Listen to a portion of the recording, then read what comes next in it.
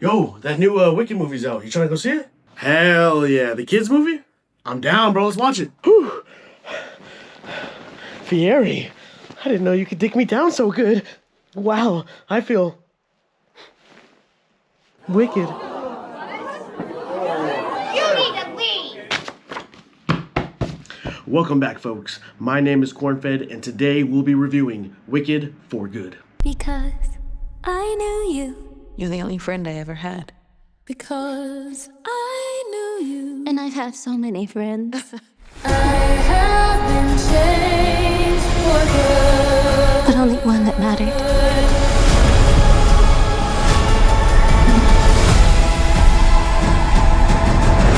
Now, let me just begin by saying I was a massive fan of the first Wicked movie. Wasn't expecting to like it whatsoever. I strictly just watched it because there was a lot of hype around it. I wanted to make a review on it, and I said, why not? So I watched it, and I came out of the theater such a huge fan of it. It was super magical. The songs were amazing. The story was great. The characters were great. I was super into the world building and whatnot. And I was actually really excited for Wicked for Good. I was super stoked. So let's get into it. First things first, it fails in the way that most part twos do. It just felt like a part two. So Wicked was great because it had to obviously establish all the characters, establish the world, establish the story. But usually what happens in a part two, rather than like a sequel, it just kind of concludes and ties together everything that was set up in the first movie, which I'm never really a fan of. This movie never felt like its own movie. I didn't super feel like it was like its own thing. It was just all the conflicts that arose from the first movie. Now, that's not to say new things were introduced in this movie, new conflicts, new storylines, new twists and turns and things like that, but it definitely just felt like here is the result of the first movie. And I'm never a huge fan of when movies do that, or sequels, or part twos. Now, I'm so happy that this movie, I think it's so cool that this movie came out a year after the first one. The fact that they were able to pull that off is amazing, and I think that is so cool to continue the hype that was built up so much for this movie. I'm really stoked that there wasn't like a 3-year gap. It kind of happened back to back, which I think is super cool. But the downside of that, in my opinion, this movie just kind of felt rushed. I don't know. It just felt like, my biggest gripe with this movie is it just felt like things were just happening, like a domino effect, but not like a cool, like you put the lighter to the fucking stick to the bomb and then it explodes. It just felt like, okay, this is happening, now this is happening, now this is happening, but we're just kind of like watching and stupidly following along. But I don't feel any of the weight or the emotional severity of some of these situations. Like, hear me out.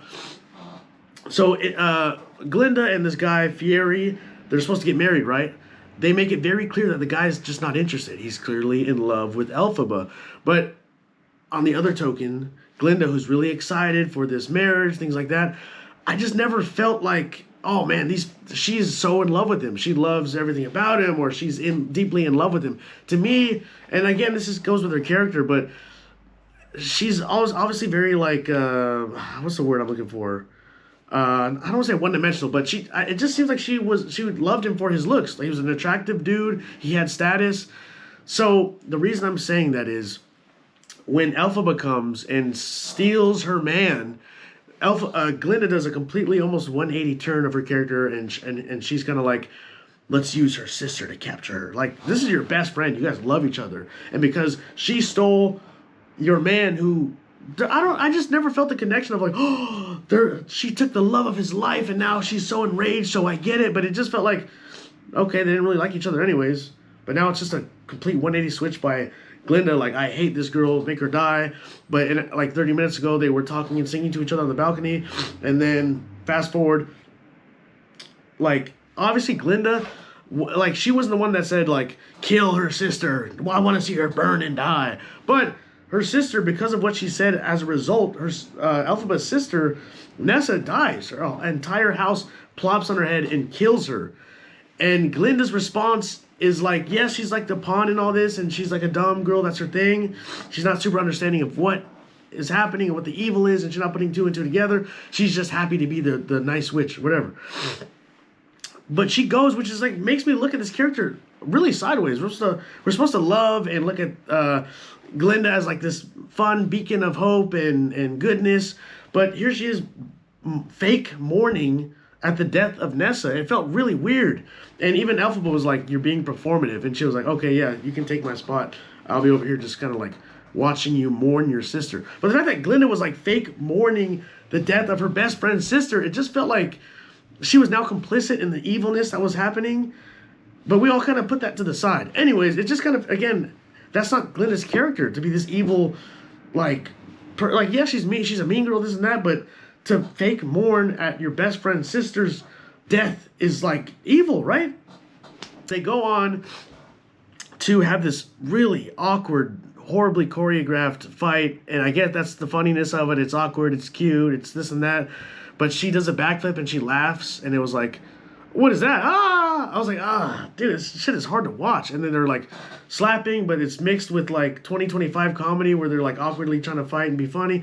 It just felt super weird and off tone and just fucking, I just wanted that scene to be over so fucking badly.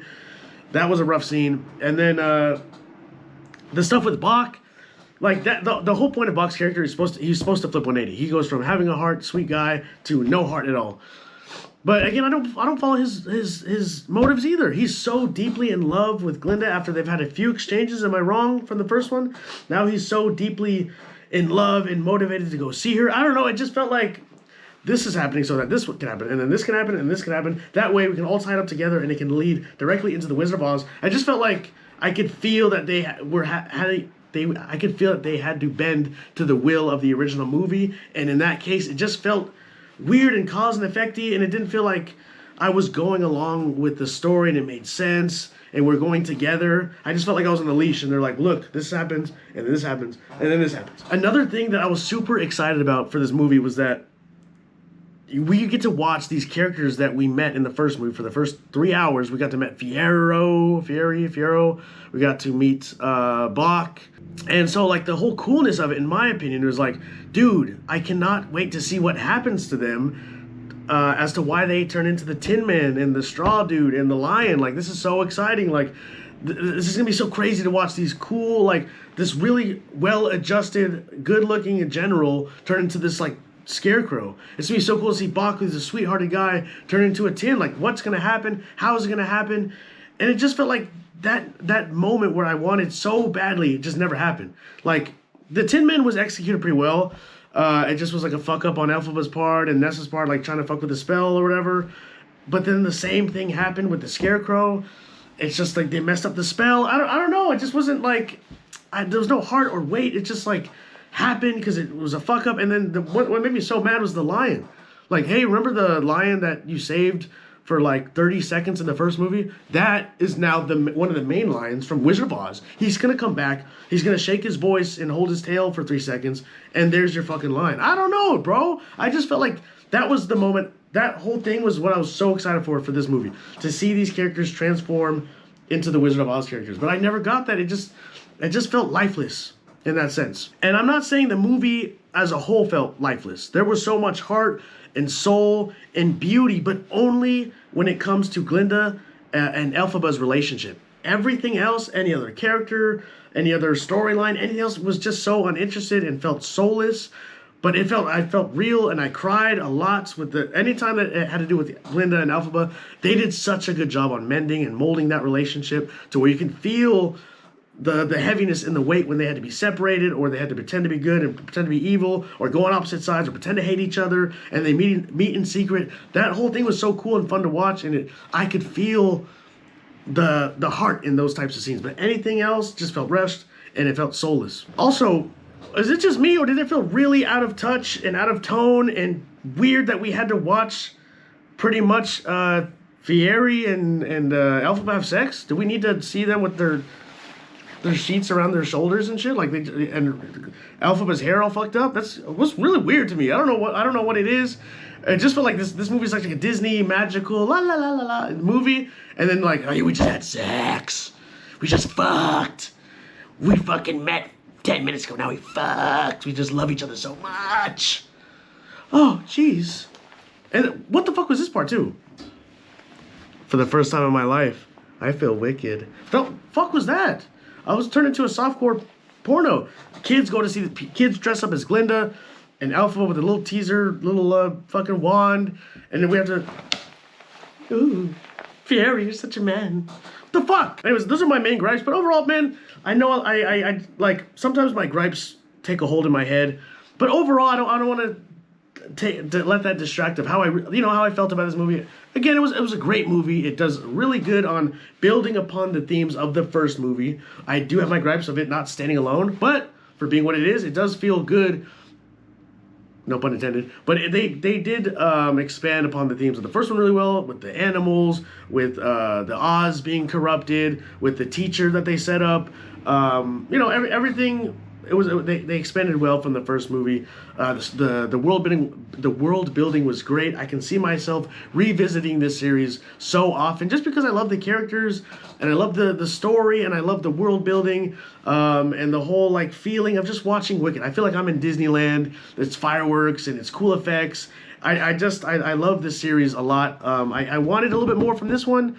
But I can see myself revisiting it a lot, and maybe it'll grow on me in time. And maybe my expectations were just way too high. I'm going to try to rewatch it, reevaluate. But for now, I'm just kind of in the middle right now. It wasn't great, but it wasn't horrible. I always have to say this, but I'm so fucking obsessed with how cool the wizard's head looks. That big mechanical shit. It was cool seeing the eyes and shit like that on the table. And this movie had, bar none, it had one of those scenes that come once every 5-10 years when you're in a theater, you're sitting down, and you're like, holy shit, this is magical. I'm so happy I'm here in the theater watching this. I feel bubbles and rainbows inside my heart. But the scene where Glinda and Elphaba are with the wizard, and the wizard and Glinda are trying to convince Elphaba to join their side, whatever, but they're sitting on the broomstick and they're riding through the pink stars in the background, and then they're dancing with the rainbow and the disco, like you see the little wizard face dancing in the background. All that was fucking cool. It was magical. I had such a good time. I was like, man, this is beautiful. This is awesome. I'm so happy I came to the theaters to watch this. It gives me that good fuzzy magical feeling that Wicked movies do so well. I also thought it was pretty funny how they made fun of like Dorothy. I like how I know I'm back and forth, but I do like how they handled the whole Wizard of Oz stuff. I don't know if they're like restricted in any ways, but I really like the fact that we couldn't see Dorothy's face. I thought that was a good twist on it. I think that gives respect to the first one. Again, I don't know if there's a legal thing of why they did that, but I like that it leaves up to our imagination, because in my head, I was picturing the actress from the Wizard of Oz movie. I could like see it in my head rather than if they CGI'd her face or chose a different actress. I really enjoyed that because it weirdly for me, it helps me make that subconscious connection of like, okay, this is happening in tandem with the Wizard of Oz movies. I don't know, I liked it a lot. I liked too when Dorothy was like screaming. She was like, I want to go home. And then Glinda's like, that Dorothy is always wanting something. Like, he's kind of like chat and made fun of the Wizard of Oz movie, which I thought was kind of cool. Also, let me bitch for just a little bit longer. In tandem with what I'm saying with the like how things just kind of happen, cause effect. Again, I was so excited to see the Wizard of Oz characters. And again, I don't know if there's a legal obligation or they can't say or do certain things or use certain likenesses. But I was so excited for the Dorothy coming. And I know it's not about the Wizard of Oz because it's its own movie. I totally get that. And you don't want to let the Wizard of Oz overshine what this Wicked thing is going on. But I just was more excited to see Dorothy show up and her meet with the lion and the Tin Man and the Scarecrow. And it just kind of like we just got news updates. Oh, hey, Dorothy just landed. Yeah, she's going down the Yellow Brick Road. Oh, yeah, they're actually on their way back. They just talked to Oz. Yeah, they're on their way back now. They're going to go kill the witch. Oh, yeah, the witch is dead now. So, you know, that movie kind of wraps up. So here we are in the timeline as reference to the Wizard of Oz movie. I don't know. It just felt, I don't know, rushed, weird, like cause and effect. I don't know. I don't know. If anyone in the comments knows exactly why they limited the Wizard of Oz stuff, let me know. But I will say that scene where Glinda had to watch her best friend die through the fucking people, that shit was emotional. Or they were singing to each other and they were like putting their head next to the wall. Dude, I was fucking crying. That shit was emotional. That was sad. And that buildup of their story arc and their relationship was built so strongly and so well that you could feel that in that moment. It was heartbreaking because, yes, spoiler alert, Elphaba ends up living, but Glinda never knows that. She gets like a hint at the end, but she doesn't know that. Like, to her, she just watched her best friend get murdered by these randos. And it's like, fuck, man, I don't know. That was heavy, and I could feel the weight of that, and it was a good, heartbreaking moment. You can see her fucking bawling. That was done really well. My last two things is, of course, it's a musical, so I'm going to touch on the music. The first movie, fucking amazing music. Every single song was its own character. It was different. The fucking Jeff Goldblum, and then there was Popular. This fucking crazy popular. It goes crazy. It's a banger of a song. Of course, Defying Gravity. There's so many bangers in that fucking first movie. So many good songs, and every single song has its own personality, its own characteristics, its own ups and downs and frequencies, and every song was its own unique experience. This movie, outside of the main one, which is fucking amazing, the one that's like For Good, I think it is, the main one, the one in the trailers, and that one was fucking amazing. That song was super emotional, makes me cry, fucking solid ass song. But everything else, it just felt like one continuous giant song, just one frequency. They sang the same note, and there's no ups or downs or like choruses or da da da da da da. It just felt like, I'm going to get my dress and put it on, and then I'm going to get married. It ends. My name is Glinda, and I am in love with you. We gotta break out of the mold and fight for our rights. Like, every song just felt like this lazy, every song felt the same. I don't know, maybe just me.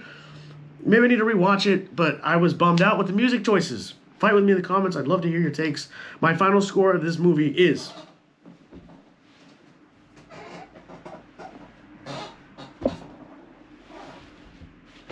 a 3 out of 5. Again, I'm right there in the middle. The only reason I don't give it a 2.5 right there in the middle is just because I believe that it should be experienced in the theater.